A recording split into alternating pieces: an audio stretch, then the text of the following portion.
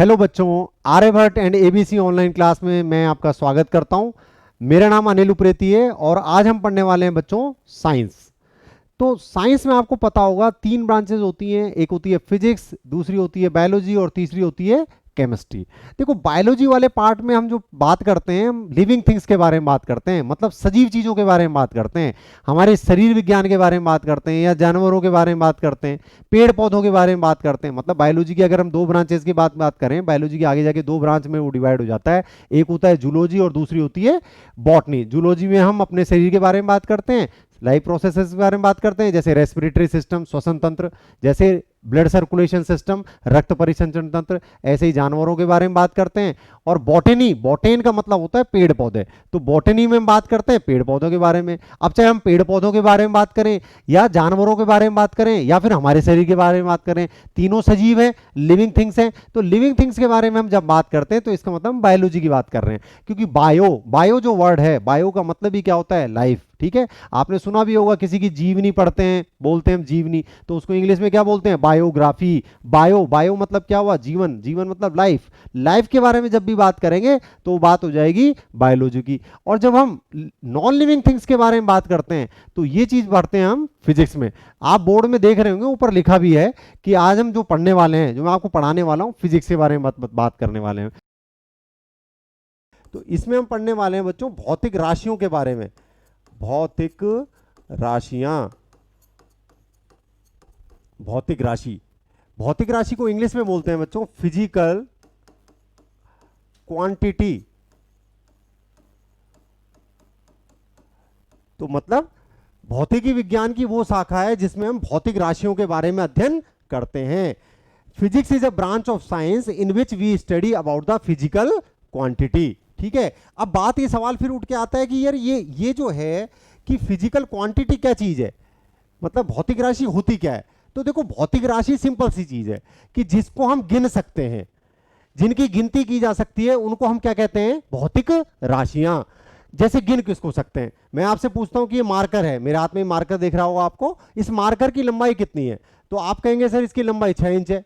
थोड़ा बहुत किसी का दूसरा अंदाजा होगा, कोई का 6.25 इंच है या 7 इंचेज है, तो हम इसको गिन सकते हैं 6 इंच, 7 इंच, 8 इंच, तो इसकी गिनती हो सकती है। तो ये जो लंबाई है, लंबाई जो है वो क्या है, एक प्रकार की भौतिक राशि है। लंबाई को इंग्लिश में बोलते हैं लेंथ, तो लेंथ एक भौतिक राशि है। ठीक है, जैसे एक एग्जांपल और लो आप, जैसे हम दूध लेते हैं, ठीक है, तो दूध लेते हैं 1 लीटर, 2 लीटर, 3 लीटर, 4 लीटर। ठीक है, कभी कभी शादी ब्याह में होते हैं तो 50-50 लीटर तक दूध लेना पड़ता है। तो ये जो है लीटर, मतलब दूध की क्वांटिटी को हम क्या कर रहे हैं, गिन रहे हैं। तो ये चीज क्या गिनी हमने, दूध का आयतन गिना। तो आयतन भी अपने आप में क्या है, फिजिकल क्वांटिटी है। ठीक है, इसको कहते हैं इंग्लिश में वॉल्यूम। इसी तरह से जैसे तापमान की बात करते हैं, जैसे मैं आपसे पूछूं कि पानी कितने डिग्री सेंटीग्रेड में बर्फ में बदल जाता है, मतलब what is the freezing point of water, तो आप कहेंगे सब ये 0 डिग्री सेंटीग्रेड में बर्फ में बदल जाता है। आपसे मैं पूछूंगा कि रूम टेम्परेचर कितना होता है, मतलब नॉर्मल टेम्परेचर किसको कहा जाता है साइंस में, तो आप आगे पढ़ेंगे, मैं आपको थर्मोडायनेमिक्स में इसके बारे में बताने वाला हूं कि सामान्य टेम्परेचर कमरे के तापमान को कहा जाता है और इसे 25 डिग्री सेंटीग्रेड माना जाता है। आपसे पूछा जाए शरीर का तापमान कितना होता है, तो शरीर का तापमान होता है लगभग 36.9 डिग्री सेंटीग्रेड। आपसे मैं पूछूं कि पानी कितने डिग्री सेंटीग्रेड में उबलता है, या पानी जो है वो कितने डिग्री सेंटीग्रेड में भाप में बदल जाता है, what is the boiling point of water, तो आप झट से जवाब देंगे सर 100 डिग्री सेंटीग्रेड। तो तापमान की गिनती हो सकती है 0 degree centigrade, 25 degree centigrade, 36.9 degree centigrade, 100 degree centigrade, तो गिनती की जा सकती है तापमान की। इसलिए तापमान भी क्या है, भौतिक राशि है। ठीक है, तो ये रहा तापमान को इंग्लिश में क्या बोलते हैं, टेम्परेचर। ये देखो आप, टेम्परेचर। ठीक है, इसी तरह से दूरी, जैसे दूरी क्या होती है, दूरी को बोलते हैं इंग्लिश में डिस्टेंस। जैसे आप यहां से अपने स्कूल से घर जाते होंगे, घर से अपने खेत में जाते होंगे, तो आप टेढ़े मेढ़े रास्तों से पगडंडी से होके जाते हैं, तो उस मार्ग की कुल लंबाई, मार्ग में की कुल लंबाई क्या कहलाती है, आपके द्वारा तय की गई दूरी कहलाती है। तो ये एक दूरी भी एक भौतिक राशि है। समझ में आ रहा है कि नहीं आ रहा है भाई बच्चों, डिस्टेंस। ठीक है, समझते रहे ना आप, बड़ी सामान्य सी बात कर रहे हैं। किसी मार्ग में चली गई कुल लंबाई क्या कहलाती है? दूरी कहलाती है। इसके अलावा आपने बात सुनी होगी चाल के बारे में। चाल क्या होती है? स्पीड, ये भी एक भौतिक राशि है, ठीक है ना। स्पीड घटती बढ़ती रहती है। जैसे बस की स्पीड है 60-70 किलोमीटर प्रति घंटा होती है, ट्रेन की स्पीड है वो लगभग 90-100 किलोमीटर प्रति घंटे हो जाती है, ठीक है ना। हवाई जहाज की है तो 320 किलोमीटर तक चली जाती है, ठीक है ना। तो आपकी जो है ये स्पीड भी कम या ज्यादा हो सकती है, मतलब इसे गिना जा सकता है। तो स्पीड मतलब चाल, ये भी अपने में क्या है? भौतिक राशि है। इसके अलावा बच्चों बहुत सारी भौतिक राशियां होती हैं, जैसे कि ऊष्मा, ऊर्जा, पावर मतलब शक्ति, ठीक है, कार्य, बल, त्वरण, बहुत सारी भौतिक राशियां हैं जिनके बारे में हम फिजिक्स में पढ़ने वाले हैं, ठीक है। तो वास्तव में फिजिक्स में क्या करने वाले हैं? इन भौतिक राशियों के बारे में बात करेंगे। और जब ये भौतिक राशियों के बारे में बात पूरी हो जाएगी तो आप समझ लेना कि हमारी फिजिक्स खत्म हो गई, ठीक है ना। तो एक एक करके लेके चलते हैं। और बिल्कुल भी घबराने की जरूरत नहीं है, फिजिक्स को इतना टफ सब्जेक्ट भी नहीं है कि हमने को समझ में ना आए, ठीक है। एक एक चीज क्लियर करके चलेंगे, आप थोड़ा सा धैर्य बना के रखना, ठीक है। तो यहां पे मैं ऐसे कर देता हूं क्लियर। इसको थोड़ा सा आगे बढ़ाते हैं कि भौतिकी में ये जो भौतिक राशियां हैं ये कितने प्रकार की होती हैं, थोड़ा इसको समझते हैं, फिर भौतिक राशियों के बारे में बात करेंगे। तो मैं ये कह रहा हूं पहले कि भौतिक राशियों के प्रकार कौन कौन से होते हैं। भौतिक राशि, भौतिक राशि को इंग्लिश में बोलते हैं बच्चों फिजिकल क्वांटिटी, ठीक है ना। तो इंग्लिश के टर्म में बीच बीच में आपको बोलता रहूंगा, आप जो है इसको भी थोड़ा कोशिश करना याद करने की। जो हिंदी मीडियम में उनको थोड़ा सा दिक्कत हो सकती है पर याद करनी पड़ेगी, क्योंकि एग्जाम में चाहे वो रेलवे का एग्जाम हो, एसएससी का एग्जाम हो, दिल्ली पुलिस, राजस्थान पुलिस, उस सब में भी इंग्लिश की टर्म आती है। मतलब इंग्लिश में वर्ड नहीं आएगा, वो लिखेंगे हिंदी में ही, लेकिन वो टर्म इंग्लिश की होती है। कैसे आएगी मैं आपसे बात करूंगा आगे, बताता रहूंगा आपको कैसे। तो बच्चों ये भौतिक राशि होती है ना, ये दो प्रकार की होती है, जरा समझते रहना आप जल्दी फटाफट। ये देखो, एक जो राशि होती है ये होती है अदिश, ठीक है, अदिश राशि। और दूसरी राशि होती है सदिश राशि, सदिश राशि, ठीक है। अदिश राशि, सदिश राशि। अदिश राशि को हिंदी में बोलते हैं स्केलर, स्केलर क्वांटिटी। और सदिश राशि को इंग्लिश में बोलते हैं वेक्टर क्वांटिटी, ठीक है ना। स्केलर, वेक्टर, इसको वेक्टर बोलते हैं, ध्यान रखिएगा। इसे ऐसे लिखा हुआ आता है कई बार एग्जाम में वेक्टर, इसलिए मैं आपसे कह रहा हूं वेक्टर। और ये क्या है? स्केलर, ठीक है।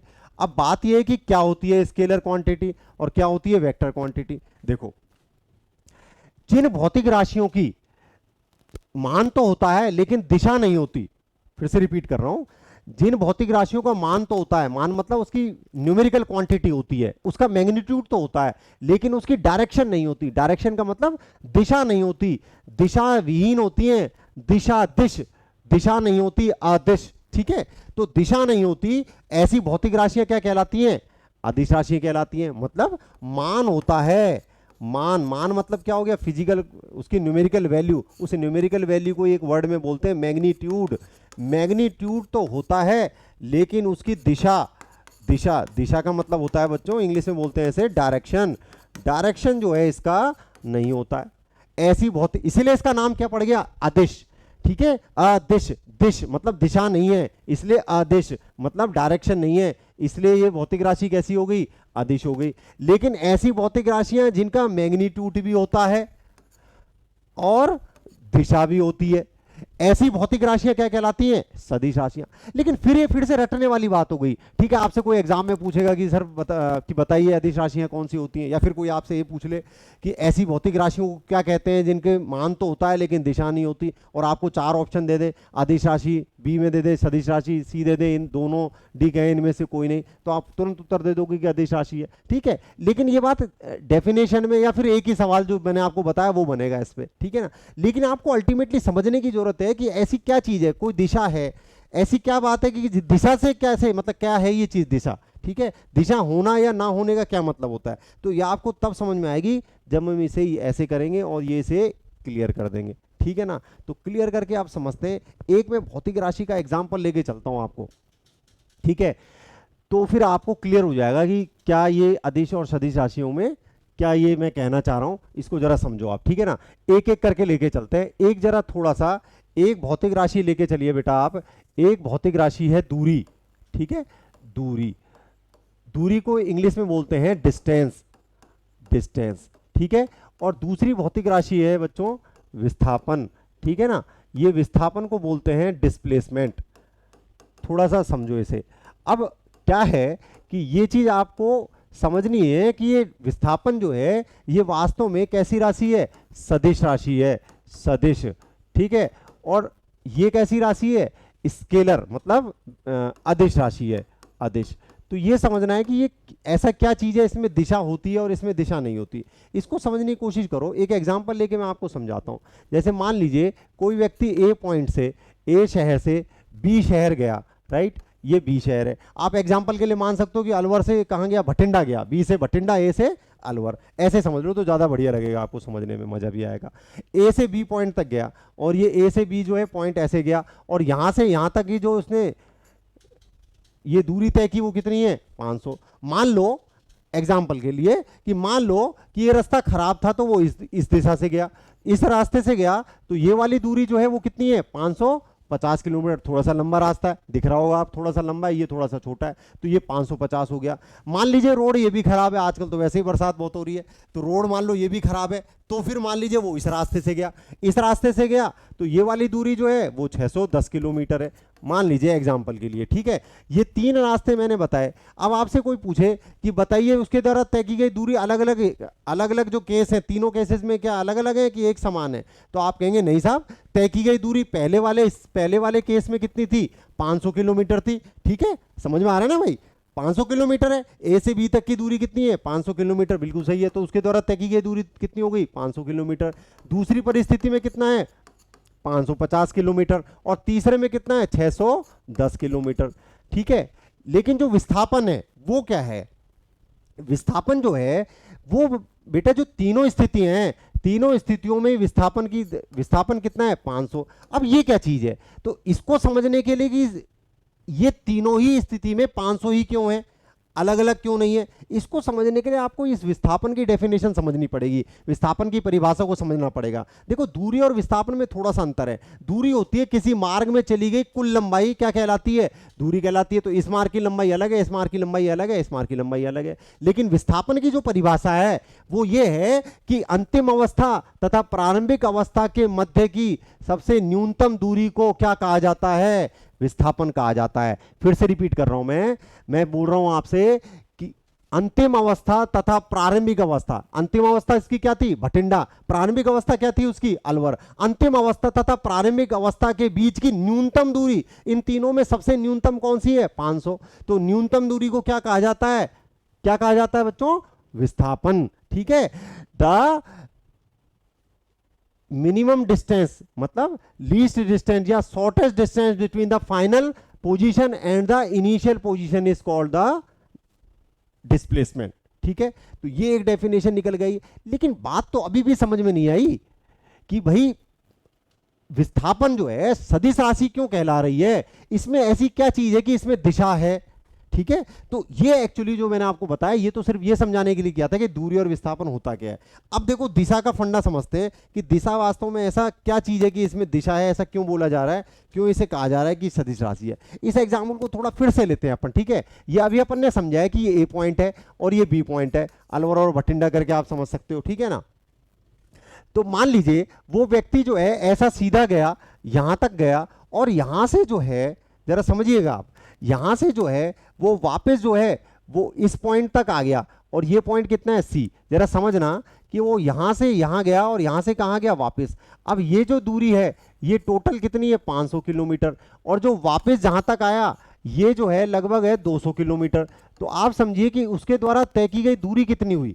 तो आप कहोगे सर मार्ग की कुल लंबाई, तो मार्ग उसके द्वारा मार्ग जो था वो ये था, उसमें कुल लंबाई उसने तय कितनी, दूरी कितनी हुई, 500, और साथ में कितनी तय कर ली, 200। तो दूरी कितनी निकलेगी बच्चों, 500 प्लस 200 कितनी हो गई, 700। लेकिन अगर मैं आपसे बात करूं कि विस्थापन, समझ में आ गया ना, ये 500 और क्या जोड़ दिया मैंने, 200, तो 700 हो गया।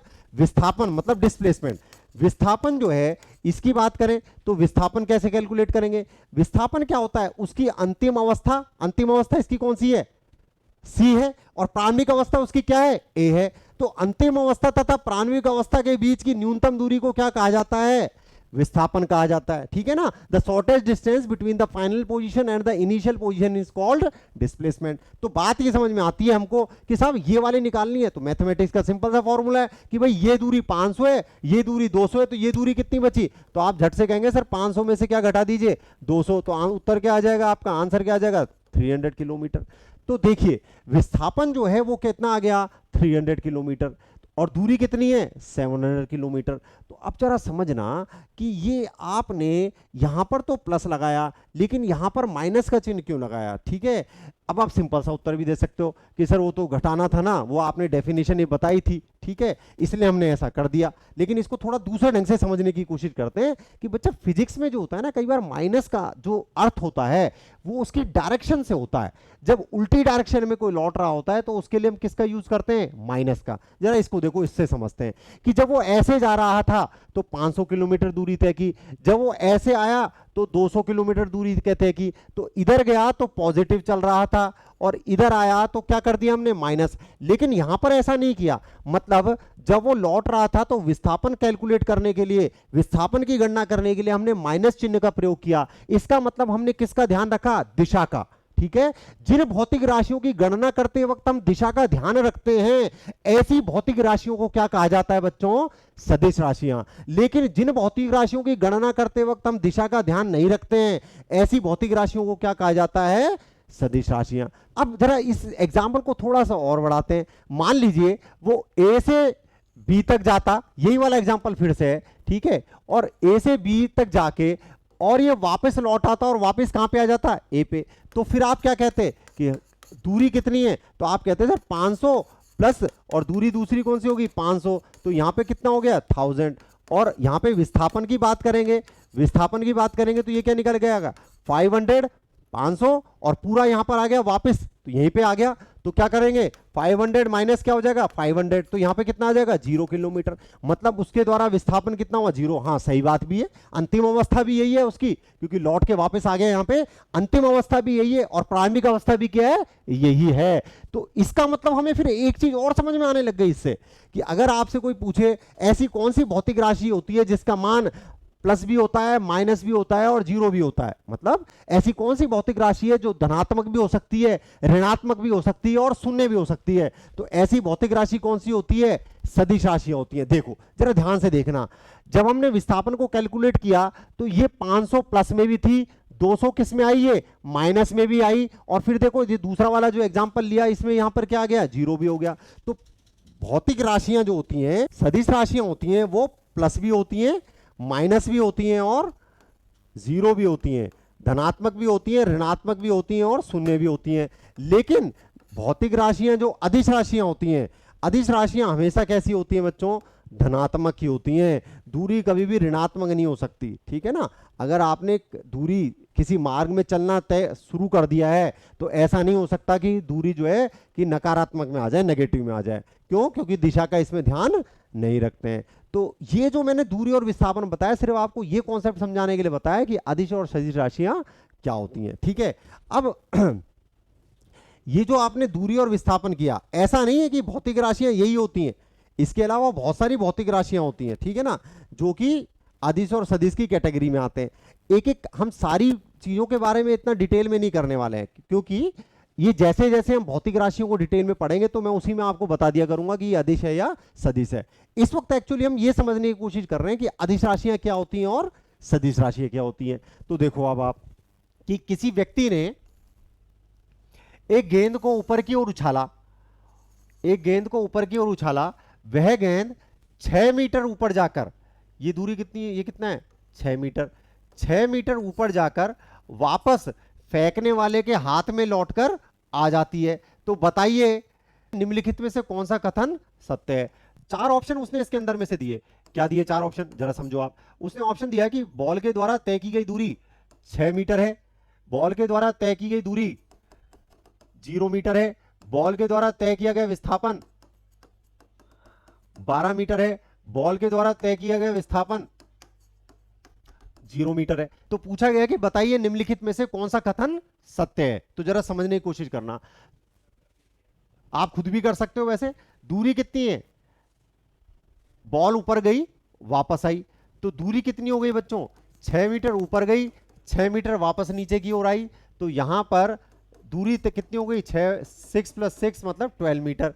विस्थापन कितना है भाई, वो कह रहा है क्लियर, क्लियर कह रहा है वो कि फेंकने वाले के वापस हाथ में आ गई, मतलब अंतिम अवस्था और प्रारंभिक अवस्था क्या है, सेम है।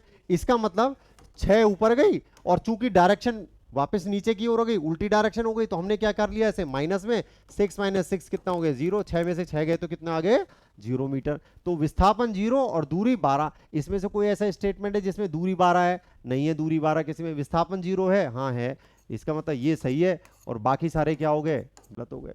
तो ये सिंपल सी बात है, मुझे लगता है आपको समझ में आ गया होगा बहुत बढ़िया से क्या कहना चाह रहा हूं मैं सदिश और अदिश राशियों के बारे में, ठीक है ना। वैसे आप जब एक नया चैप्टर करने वाले हैं, इसके बाद में जैसे मोशन वगैरह ये चैप्टर आते हैं, ठीक है, गति के बारे में पढ़ते हैं, तो जब हम गति के बारे में पढ़ेंगे तो दूरी विस्थापन के बारे में और वेग त्वरण इनके बारे में फिर डिटेल में करेंगे, ठीक है ना। अभी तो सिर्फ आप ये कॉन्सेप्ट समझिए कि सदिश राशियां क्या होती हैं और अदिश राशियां क्या होती हैं, कि किसी भी अवस्था में क्या दूरी का मान विस्थापन से, विस्थापन का मान दूरी से ज्यादा हो सकता है क्या, ऐसा कभी हो सकता है क्या कि विस्थापन इज ग्रेटर देन दूरी, तो आप कहेंगे ऐसा कभी भी नहीं हो सकता, कभी भी ऐसा नहीं हो सकता कि विस्थापन का मान दूरी से ज्यादा हो जाए।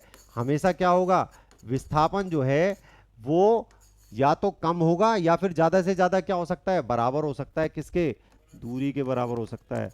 मतलब अगर ये थोड़ा मैथमेटिकल टर्म है, अगर ये समझ में नहीं आती तो मैं दूसरी तरह से इसको लिख देता हूं कि दो ही कंडीशन हो सकती हैं, या तो विस्थापन दूरी से क्या हो, कम हो, या फिर विस्थापन क्या है, दूरी के क्या हो जाए, ज्यादा से ज्यादा क्या हो सकता है, बराबर हो सकता है, किसके, दूरी के। ये दो ही कंडीशन हो सकती है, तीसरी कोई कंडीशन नहीं हो सकती। तो बच्चों ये था बिल्कुल इंट्रोडक्टरी पार्ट कि अदिश और सदिश राशियों के बारे में। इस चैप्टर में सिर्फ एक बात और रह गई है जो आपको समझानी है कि एग्जाम में ये सवाल पूछा जाता है निम्नलिखित में से कौन सी अदिश राशियां हैं, ठीक है, या निम्नलिखित में से कौन सी सदिश राशि हैं। तो यहां पे इस चीज को समझने की कोशिश करते हैं कि सदिश राशियों को आप याद कैसे करेंगे, ठीक है ना। तो देखो याद करने का तरीका क्या है, ठीक है, याद करने का तरीका अब आपको बता देते हैं। इसमें एक शॉर्ट ट्रिक से आप याद कर सकते हैं इसे।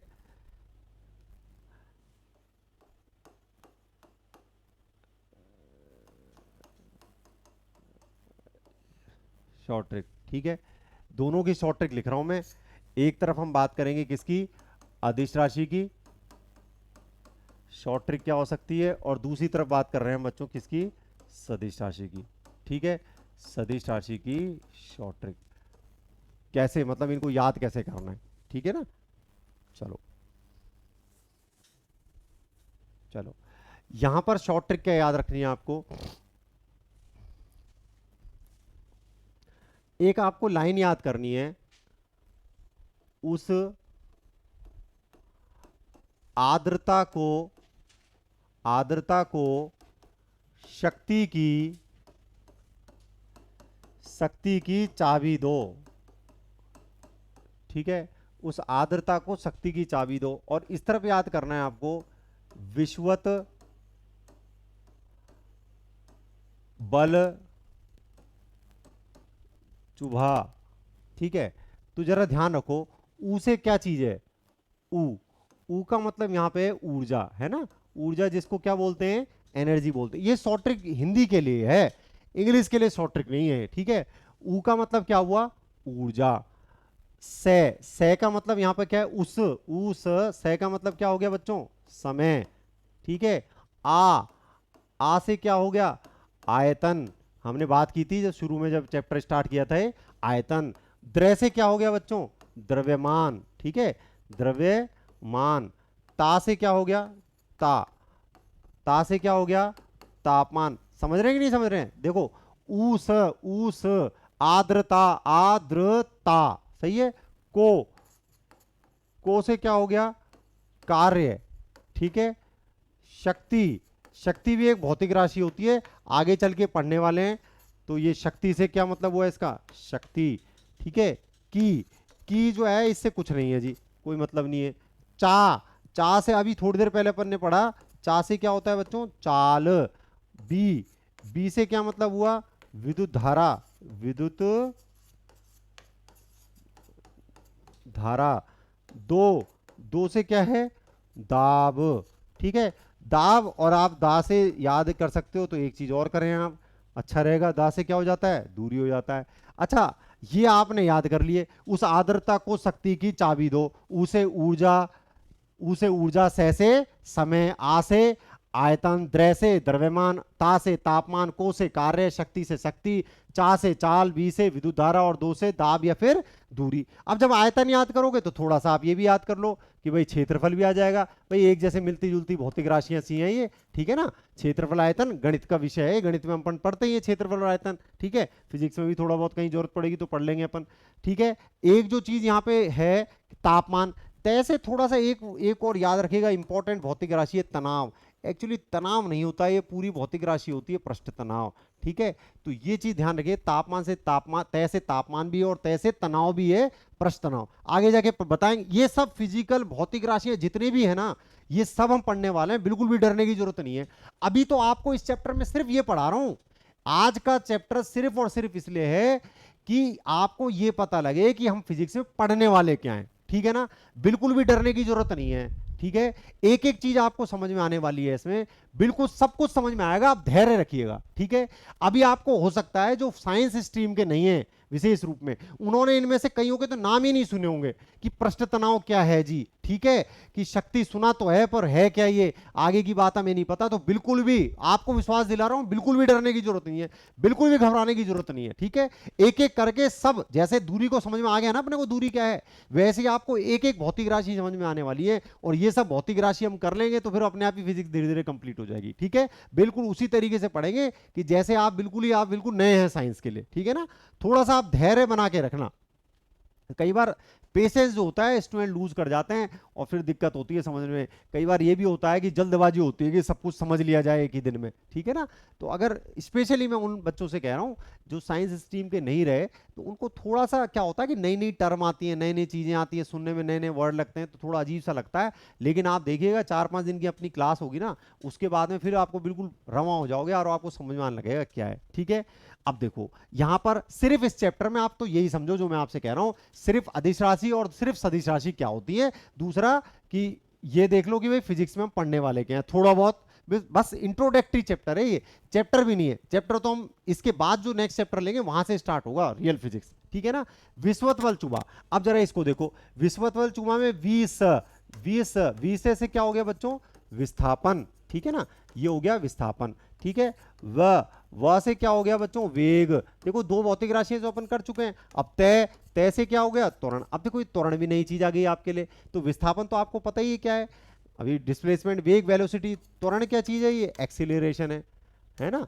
एक्सीलरेशन है ये, वही है जो गाड़ी में आप स्पीड देते हैं, एक्सीलरेटर करते हैं, वही चीज है। आगे बताता हूं इसके बारे में क्या है, ठीक है ना। ये बल, और बल, बल तो बल ही है जी, है ना।